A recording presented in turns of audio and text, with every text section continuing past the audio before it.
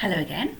This is chapter 19 of Charlotte's Web, a chapter that's called The Egg Sac. Next morning, when the first light came into the sky and the sparrows stirred in the trees, when the cows rattled their chains and the rooster crowed and the early automobiles trundled along the road, Wilbur woke up and he looked for Charlotte.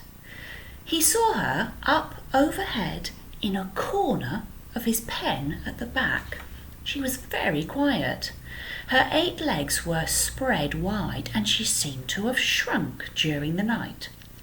Next to her, attached to the ceiling, Wilbur saw a curious object. It was a sort of sack or a cocoon. It was peach-coloured and it looked as though it was made of cotton candy. Now, I'm fairly sure cotton candy is something that American people would call candy floss, so you can imagine the colour and the style. "Are you awake, Charlotte?" he said softly. "Yes," came the answer. "What is that nifty little thing? Did you make it?" "I did indeed," replied Charlotte, but her voice was weak. "Is it a plaything?" "A plaything? I should think not. It is my egg sac, my magnum opus." "I don't know what a magnum opus is," said Wilbur. "It's Latin," explained Charlotte. "It means great work, because that egg sac is my great work. It is the finest thing I have ever made." "What's inside it? Your eggs?" asked Wilbur. 514 of them," said Charlotte. 514? You're kidding." "No, I am not. I counted them. I got started counting them, so I just kept going to keep my mind busy." We've got an image here to show you, hopefully, what that cocoon of eggs would have looked like. "It is a perfectly beautiful egg sac," said Wilbur, feeling as happy as though he had constructed it himself. "Yes, it is pretty," replied Charlotte, patting the sac with her 2 front legs. "Anyway, I can guarantee that it's strong. It is made out of the toughest material I have, and it's also waterproof. The eggs are inside and will be warm and dry." "Charlotte," said Wilbur dreamily, "wow, are you really going to have 514 children?" "Well, if nothing happens, then yes," she said. "Of course, they won't show up until next spring." Wilbur noticed that Charlotte's voice was sounding sad. "What makes you sound so downhearted? I should think you'd be terribly happy about this." "Oh, don't pay any attention to me," said Charlotte. "I just don't have much pep let in me. I guess I feel sad. I won't ever see my children." "What do you mean you won't see your children?" "Of course you will. We'll all see them.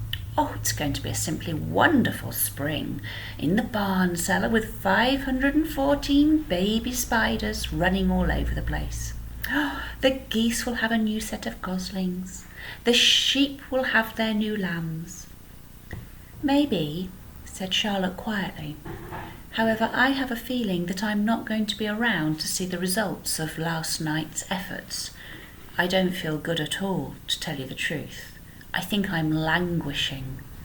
Now, Wilbur didn't understand the word languishing, and he hated to bother Charlotte by asking her to explain, but he was so worried he felt he had to. "What does languishing mean?" "It means I'm slowing up and feeling my age. I'm not young anymore, Wilbur. But I don't want you to worry about me. This is your big day.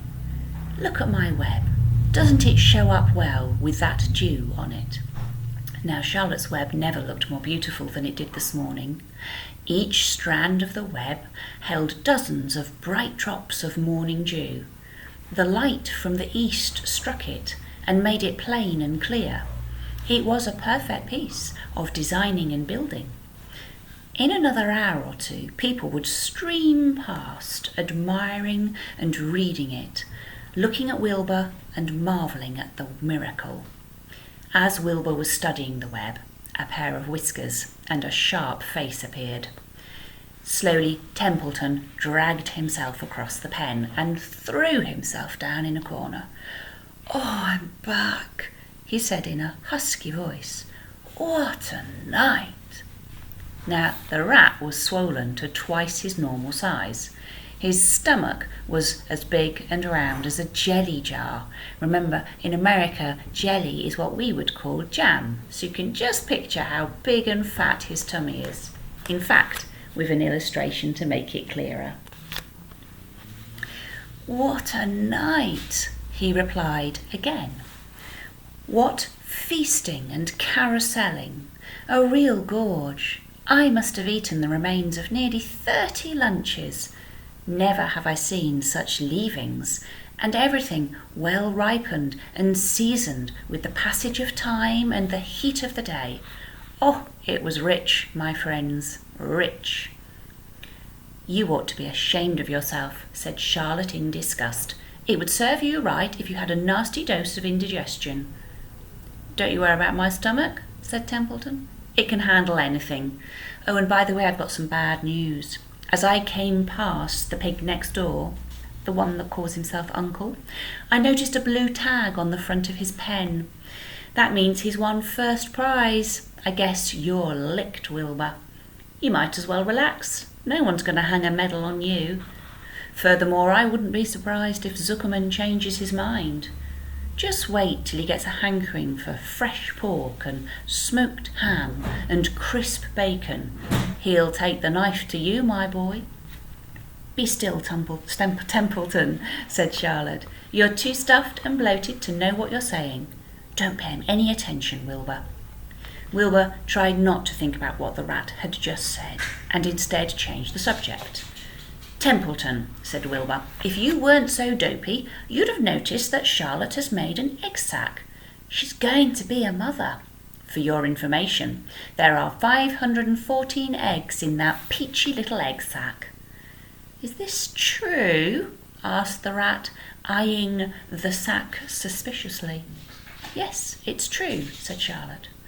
"Well, congratulations," murmured Templeton. "It really has been quite a night." He closed his eyes, pulled some straw over himself, and dropped off into a deep sleep.